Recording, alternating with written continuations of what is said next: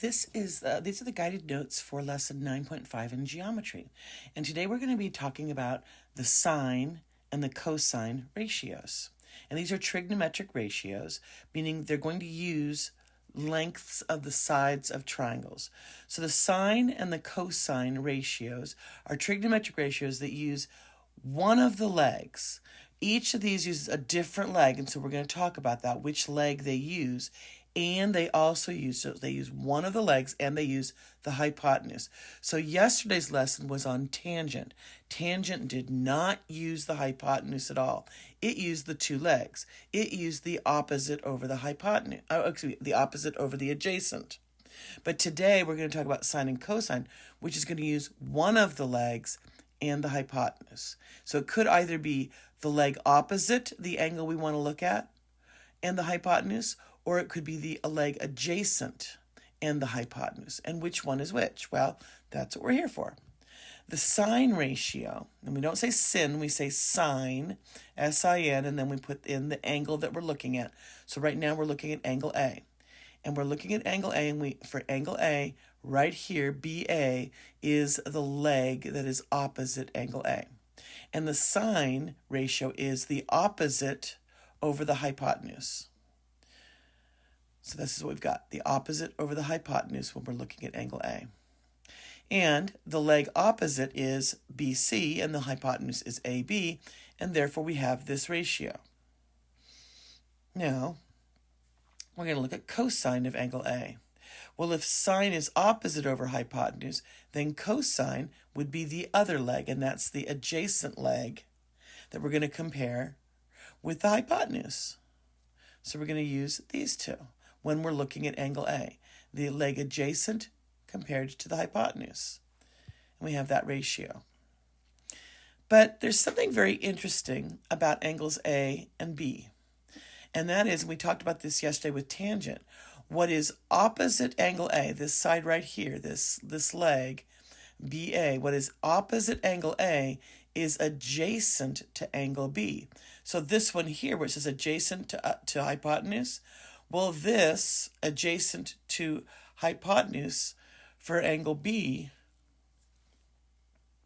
is going to be this ratio right here, BC to AB, because we're using this same ratio, BC right here to AB, the hypotenuse. And therefore, the sine of angle A has the same ratio as the cosine of angle B. Meaning when we had angle A and we switched it to angle B, we also switched from sine to cosine. And they have the exact same ratio. We're comparing the same two sides of the triangle. It's just that what are we staring at? Are we staring at angle A? Well, if it's angle A, then we're going to talk about that as opposite to hypotenuse. But if we're looking at angle B, this BC right here is adjacent to hypotenuse for the cosine of angle B. So this word here, opposite to hypotenuse, is for sine. And adjacent to hypotenuse goes with cosine. And I'm just saying, for cosine of angle B, that's the same thing as what is opposite angle A. Now it's going to work the same thing for this second ratio. We have cosine of A. When we switch this to angle B, these two sides, AC and AB, they are no longer going to be the adjacent hypotenuse, because to angle B, this adjacent right here, this AC, is what is opposite angle B. And opposite to hypotenuse is the sine. So when we're staring at angle B, we are looking at opposite to hypotenuse. But what is opposite angle B is this side right here, which we call the adjacent to angle A. Let's look at it at a 30-60-90 triangle, one of our special right triangles. When I tell you to stare at angle that is 30 degrees, we're going to say, well, what is opposite 30 degrees? It's x, and what is the hypotenuse? 2x. So we have the ratio of x to 2x, which reduces to 1/2. But we notice that when we're looking at 60 degrees, and if I asked you for the cosine, for the cosine of 60, you would go opposite, the cosine, I would go adjacent, x, right here, and the hypotenuse, 2x. So this x is adjacent to 60. So that's why with cosine of 60, I get this same x to 2x. It's just that I'm looking at 60 and saying, hey, what's adjacent to 60? And what's adjacent to 60 is x. If we look at the sine of 60, again, we are staring at angle of 60 degrees. And the sine of 60 says go opposite 60, which is x root 3, and divide by the hypotenuse, 2x. We're going to reduce that, and we get root 3 over 2. So we ended up with that root 3 over 2. But we also notice here that with this x root 3, which was opposite 60 degrees, the x root 3 is also adjacent to 30.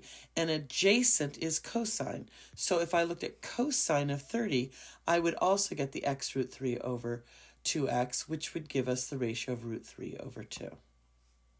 Okay. So we're going to find the sine and the cosine ratios given this triangle.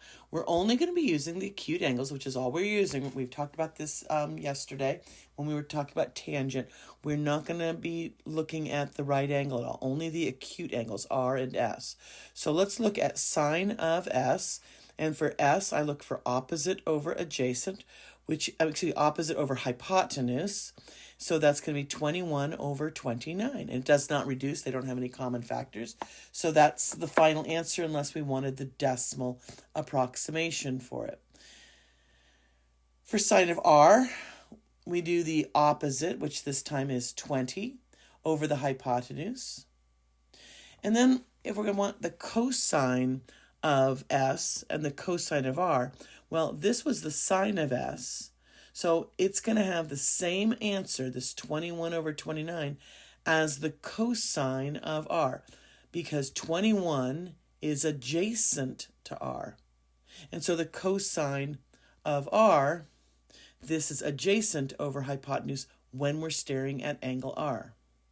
And here, 20, if we're staring at angle S, the 20 is adjacent to angle S, so this same ratio, where it's the sine of R, is also the cosine of S.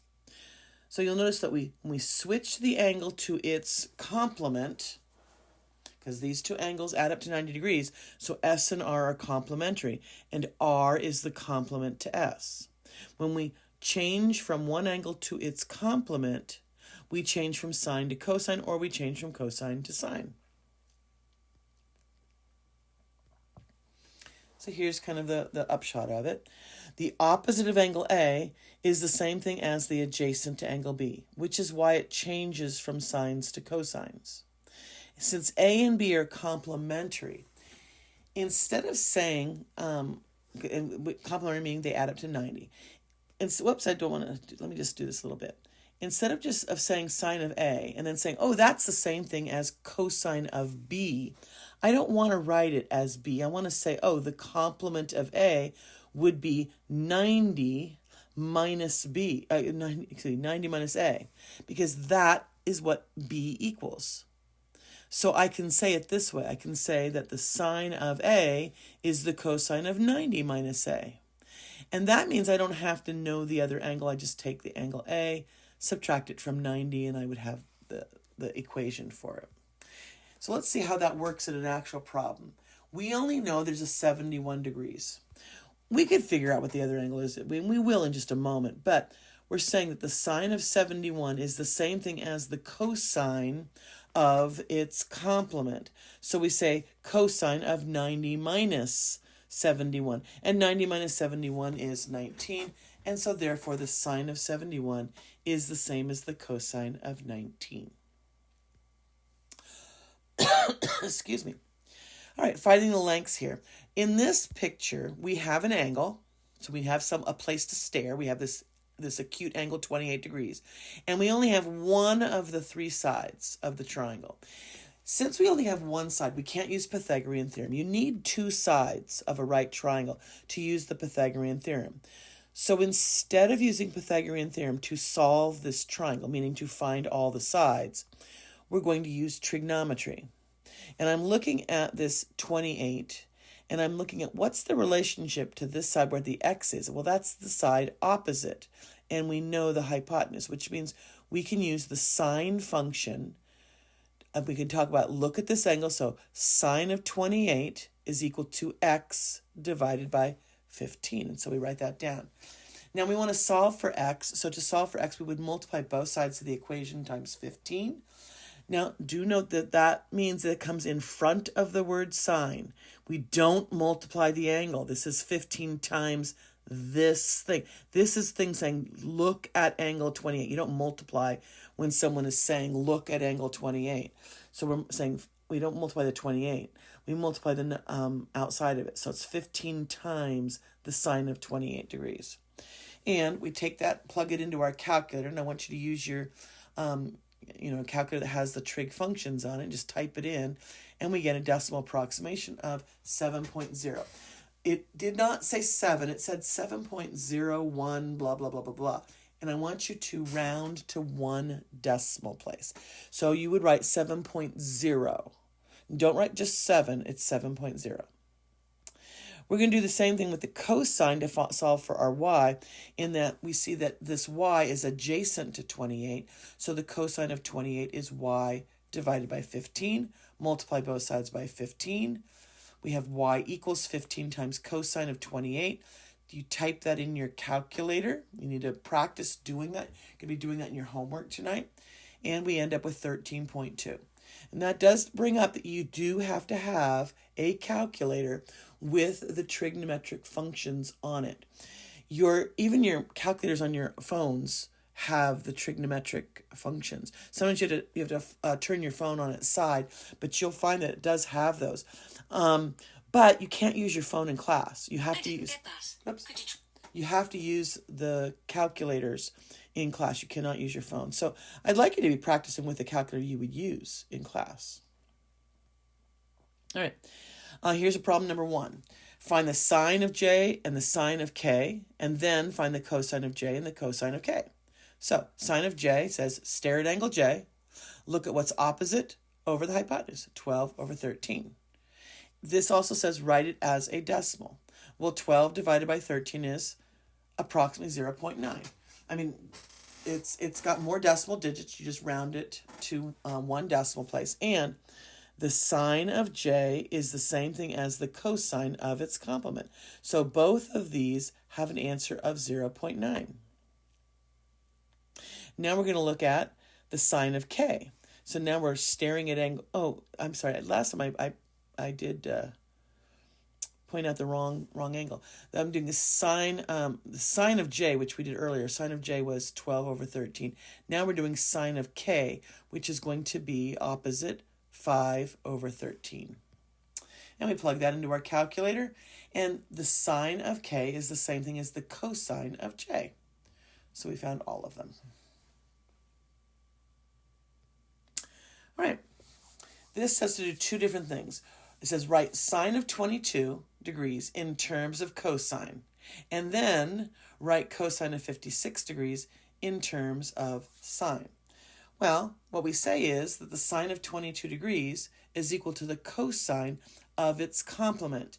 Well, its complement would be 90 minus 22, which is 68. So this is the answer. How do I write sine of 22 in terms of cosine? We write cosine of its complement.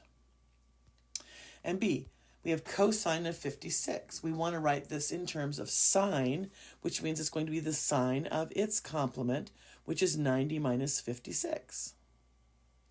And we have sine of 34. All right. We have 3 problems we're going to do now, where we're going to find the value of each of these variables.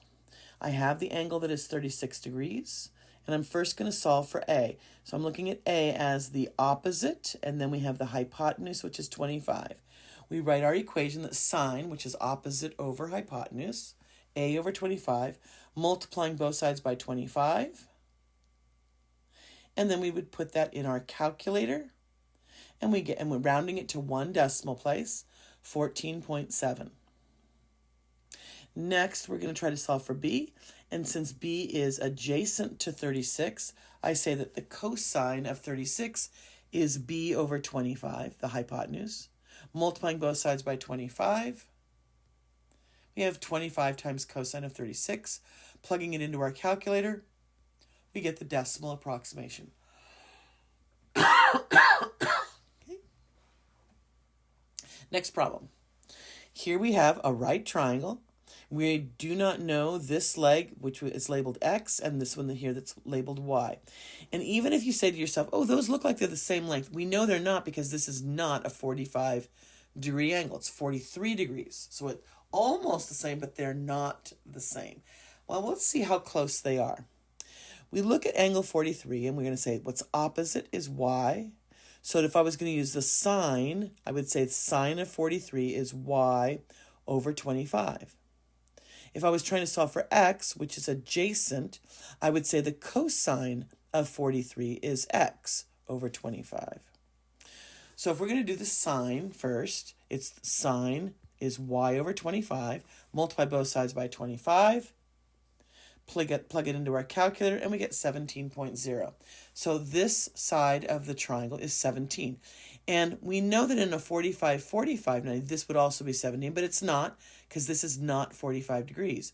But I wonder how close it is to 17. So we do the cosine. The cosine of 43 is X over 25. Multiply both sides by 25. And plug that into our calculator, and we get 18.3. So this side is actually longer, and this side is shorter. That makes sense because this angle is 43, and this angle is going to be larger. This angle is going to be 47 degrees. So longer side because bigger angle. Let's do our third problem. In this third problem, we have sides R and S. We know R, this is the first one we've seen today. This one's the hypotenuse. So when I look at the sine of 20 degrees, it's going to be the opposite S over R. And I look at that and go, oh, well, wait a minute. That's two variables in one equation. I can't solve. So the sine isn't going to help me. Not yet. It will eventually, but right now it can't help me because sine uses both of these unknowns. So we have to switch over to cosine now and say that cosine of 20 degrees is 117 divided by R. So we've got that. Now in this equation, I've only got one variable, R, and we can solve. We would multiply both sides by R and then divide both sides by cosine of 20. And this is the result you would get. 117 divided by cosine of 20. We plug that into our calculator, and we get 124.5. And that's the length of the hypotenuse. This R. Okay? And remember, this right here is where R is. So I'm going to be using this number, 124.5, down here where there's an R.